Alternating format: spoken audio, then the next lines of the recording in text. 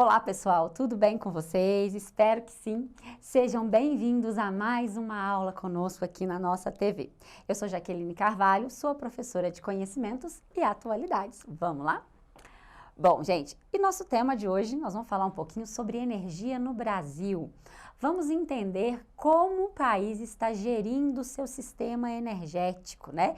E como a gente está buscando melhores formas para as energias alternativas, para as energias limpas e sustentáveis, certo? Bom, então a primeira coisa, né? Qual é a matriz elétrica do Brasil? Com o que o Brasil gera a nossa eletricidade, essa eletricidade que está aí agora, permitindo você assistir essa aulinha. Você já pensou da onde ela vem? Quando você paga a sua conta de energia, né? Aqui no nosso caso de Araxá, você sabe da onde vem essa energia que você está usando? Bom, a maioria de nós estamos usando a energia hidráulica, que é feita aí nas nossas usinas hidroelétricas. Mas alguns de nós já podemos se dar ao luxo de ter uma energia solar, que é extremamente legal, né, gente? Nós vamos falar um pouquinho sobre ela. Bom, mas então aqui, quais são os tipos principais de energia que o nosso país usa, em qual percentual isso acontece? Olha só, então aí 65,2% ainda são frutos da energia hidráulica, né? Que é a energia elétrica gerada por turbinas movidas pela força da água. Então, o Brasil é um país que tem muitas usinas hidroelétricas, várias. Aqui perto de nós mesmo, em Araxá, a gente tem algumas, né, pessoal? Então, nós temos muitas dessas usinas. Bom, depois a gente tem aqui a biomassa, com 8,2%. Gente, a biomassa é quando a gente vai extrair energia, né, de qualquer composto orgânico, de uma massa orgânica. Por exemplo, lenha. Lenha, quando a gente pega uma lenha e coloca lá no nosso fogão a lenha para cozinhar um feijão, o que a gente está fazendo? A gente está usando uma energia de biomassa, tá? É isso que a lenha aí, acho que quase todo mundo conhece e já deve ter utilizado. Bom, depois a gente tem aí a energia solar e eólica com 6,9%. É uma energia que está crescendo muito no Brasil, no mundo, na verdade, mas no Brasil também. E é muito legal, né? A energia solar, então, ela é fantástica. A gente mora num país tropical, um país que tem muito sol, um país que tem muito vento para usar energia eólica. Então, é importantíssimo que a gente consiga fazer uso desse tipo de energia. Bom, depois a gente tem o carvão com 4,1. O Brasil, ele não tem muitas reservas de carvão. A gente é um país muito rico em recurso mineral, mas carvão não é o nosso principal combustível, né? Nós não temos tantos carvão, tanto é que a gente tem que comprar um pouco de carvão de fora. Depois a gente tem aí petróleo e seus derivados. O Brasil tem grandes jazidas de petróleo, mas ainda assim, hoje a gente já exporta um determinado tipo de petróleo, mas precisamos comprar outro petróleo que é mais caro, né? Então, a gente não é 100% autossuficiente. Inclusive, gasolina e diesel a gente precisa importar. Depois, a gente tem 10,5% de gás natural, né? Muito usado em indústria, usado em termoelétrica para gerar energia pela queima pelo calor, certo? E aí depois a gente tem a nuclear com 2,6%. O Brasil hoje tem duas usinas nucleares, Angra 1 e Angra 2, e a gente tem Angra 3 que ainda está em construção e não opera. Todas as três em Angra dos Reis, litoral do Rio de Janeiro, tá? Bom, então aqui a gente vai ver essa questão dessa matriz energética. Aqui, gente, 82,9% da matriz energética do Brasil vem de fontes renováveis. Muito legal esse número, né? Mas por quê? Porque o nosso carro-chefe é a hidroeletricidade. E a hidroeletricidade, ela é uma energia limpa e renovável. Então, quando a gente gera energia pela força da água, enquanto estiver chovendo, gente, a gente vai ter água. E essa água necessariamente nem precisa ser limpa. A gente precisa de água, a força da água, para mover uma turbina, para gerar energia. Então, por isso que a gente fala que ela é limpa, porque ela não tem nenhum gás poluente. Mas em termos, tá, gente? Porque se a gente tiver algum problema de muita vegetação no lugar onde foi feita a barragem daquela represa e aquela vegetação não for retirada de uma maneira correta, a decomposição dessa vegetação pode, né, dar origem aí a alguns compostos, alguns gases e prejudicar o efeito estufa, tá? Bom, e aí depois a gente vai ter aqui a energia eólica com 10,9%, é muito legal também a energia dos ventos.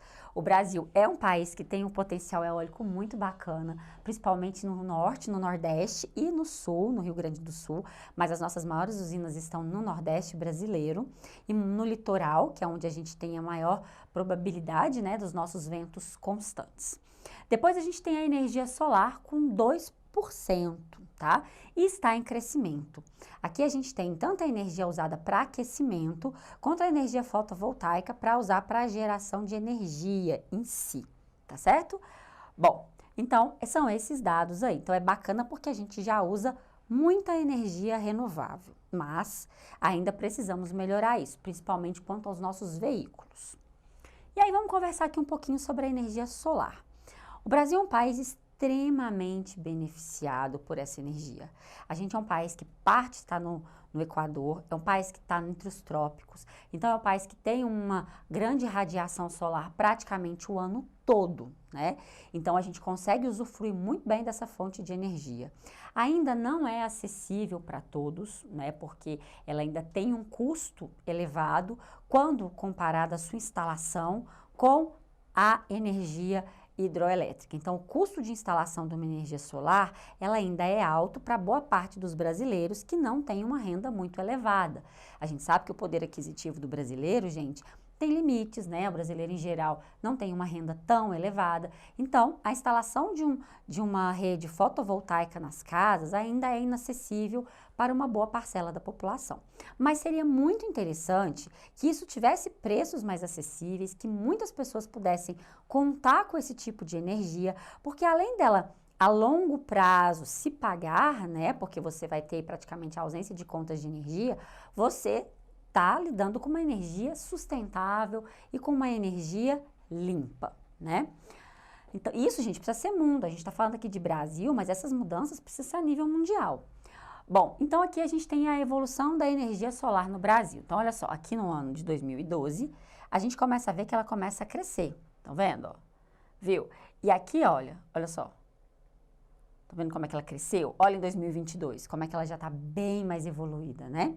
Então, o Brasil está tendo aí ao longo dos anos muitos investimentos, né, em energia solar. Isso é super legal. A gente ainda tem um grande número de domicílios e de empresas para a gente abranger, né, mas já é um fator extremamente interessante.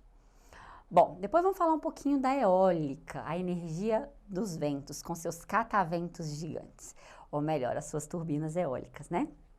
São essas figuras aqui, né, gente? Tipo um catavento gigante, porque elas são imensas. São as nossas turbinas eólicas. Elas são responsáveis por transformar, né, através do movimento dessas pás em energia. Hoje, como eu falei para vocês, um dos setores que mais cresce no Brasil é a energia eólica. E muito setor privado que está desenvolvendo usinas eólicas para vender para a população. É uma energia também limpa, é também uma energia renovável e que, com o passar do tempo, está se tornando um pouco mais acessível. A instalação dessas usinas ainda é algo muito caro, mas a longo prazo a gente vê uma melhoria e uma queda de preço. A gente tem aqui algumas desvantagens das usinas eólicas, a poluição sonora. Aonde a gente tem esse tipo de usina, costuma ter muito barulho, né? Porque para mover aqui as turbinas, a gente tem barulho. E costuma também alterar, inclusive, a dinâmica dos pássaros. Então, quando a gente coloca uma usina às margens do oceano, que muitas vezes acontece, a gente vai ter uma modificação no deslocamento dos pássaros, tá? Porque o barulho realmente é muito alto, os pássaros eles podem chocar com essas pás, então a gente acaba tendo uma mudança nesse padrão aí, isso é desvantajoso, né? Mas a gente tem uma outra vantagem, por exemplo, além dela ser limpa e renovável, é que você pode aproveitar aqui, olha, a área. Nada impede que você plante, nada impede que você tenha aqui alguma atividade. Claro que tem essa questão do barulho, que tem essa questão da poluição sonora, mas, né, é possível que você use essa área para algum tipo de atividade, tá? Bom, então aqui é a evolução também aqui da energia eólica e solar no Brasil, então olha só. Estão vendo como é que está crescendo? Isso é muito legal, gente. E agora vamos ver um videozinho aí para a gente ver falando sobre essas energias renováveis no nosso país. Então olha aí, pessoal. A capacidade instalada de geração de energia por fontes eólica e solar está em expansão no Brasil. A gente tinha falado sobre isso, mas não conseguimos contato com o nosso repórter, o Pedro Duran. Olha só esses dados que mostram de janeiro de 2021 a janeiro de 2022, o país registrou um aumento recorde para o período em toda a série histórica. E agora eu volto com você, Paula Martini. Conseguimos, então, estabelecer comunicação com o nosso repórter? Vamos lá, vamos tentar, Carla. Essas informações são do Operador Nacional do Sistema Elétrico, o ONS. Em 10 anos, o potencial de produção dessas duas fontes renováveis subiu mais de 2.500%. E o principal pico de crescimento aconteceu no ano passado, justamente quando o país enfrentou a falta de chuvas. A maior crise hídrica em 91 anos deixou os reservatórios das hidrelétricas em estado crítico, mas o momento foi de evolução para a energia solar e também para a energia eólica. Pedro Duran tem para a gente os detalhes agora. Pedro, boa tarde. Oi, boa tarde, Paula, para você, para Carla, para quem acompanha em Visão. A gente não estava conseguindo contato porque eu estava justamente buscando o sol. E na prática a gente tem, no mês de dezembro, 8.546 megawatts gerados das fontes de energia eólica e solar. O que isso significa? 5 milhões de casas iluminadas no mês de dezembro. É um avanço perto do que a gente vinha vendo. A energia solar e a energia eólica estão crescendo exponencialmente no Brasil e a expectativa para os próximos anos é isso aumentar ainda mais. Isso porque as pessoas estão conseguindo perceber a vantagem que se tem em instalar um equipamento de energia solar, por exemplo, em casa, num condomínio, em uma comunidade e aí, consequentemente, economizar na conta de luz. Ainda mais agora que a gente está com uma bandeira de escassez hídrica, o governo não vê nesse momento planos de expandir para além do mês de abril essa cobrança extra na tarifa de luz, mas essa notícia é boa até por outro fator, né? Ela melhora a matriz energética brasileira. O que é a matriz energética brasileira? É quanto de cada tipo de energia a gente tem gerado. A Paula estava explicando muito bem aí a importância de a gente ter uma alternativa às hidrelétricas quando a gente tem a falta de chuvas, tempos de seca e os reservatórios acabam baixando. A gente chegou no mês de setembro em um dos mais baixos níveis dos reservatórios da história do país. Então, justamente por isso, é importante diversificar a energia, colocando mais energia solar, mais energia eólica, que também são mais limpas, né, Carla e Paula? Bom, pessoal, conseguiram ver aí esse crescimento no nosso setor? Então, isso é algo muito positivo, né, que o Brasil já dá início e que a gente ainda tem muito aí para crescer. Bom, e um outro tema que sempre vem à tona quando a gente fala de energia são os carros elétricos, né? Isso no Brasil. Fora do país, já temos alguns países mais desenvolvidos e mais ricos, que a gente tem um número elevado de carros elétricos. Aqui, a gente ainda não tem esse número tão elevado, até porque esses veículos ainda são muito caros aqui no nosso país, tá? Então, aqui a gente tem uma evolução, olha. Então, olha só, a gente começando aqui em 2010, né, 2011, a gente vê, né, aqui, esse gráfico vai até 2021, a evolução no número de veículos veículos elétricos no Brasil, tá? É muito positivo porque a gente vai diminuir a pressão sobre os combustíveis fósseis, principalmente sobre o petróleo, né, que é a questão do diesel e da gasolina. Então, a gente vai diminuir, né, a pressão sobre esse tipo de combustível. A gente tem que lembrar que o Brasil também é muito forte em produção de etanol, aqui no caso nosso feito da cana-de-açúcar. Outros países fazem de outros produtos, né? O nosso aqui da cana-de-açúcar. O etanol, ele também tem suas vantagens, né? Ele é um biocombustível, ele é melhor do que a gente extrai petróleo, mas a gente tem que pensar, ele também tem um nível de poluição e ele é a área que a gente usa para plantar, no caso a cana, ela poderia estar sendo usada ou para preservação ou para cultivo de alimento, criação de gado. Então, ainda assim, mesmo sendo uma fonte de energia muito legal, uma fonte de energia um pouco mais sustentável do que o petróleo, a gente ainda tem algumas desvantagens, né? Mas, a longo prazo, o Brasil começa a caminhar, né, no sentido, né, de energias mais limpas e de energias mais sustentáveis. Bom, então hoje, gente, a nossa aula de hoje foi aí sobre a energia no Brasil. Muito obrigada pela participação de vocês, convido a estarem conosco nas nossas próximas aulas. Um beijo enorme, pessoal, e até mais.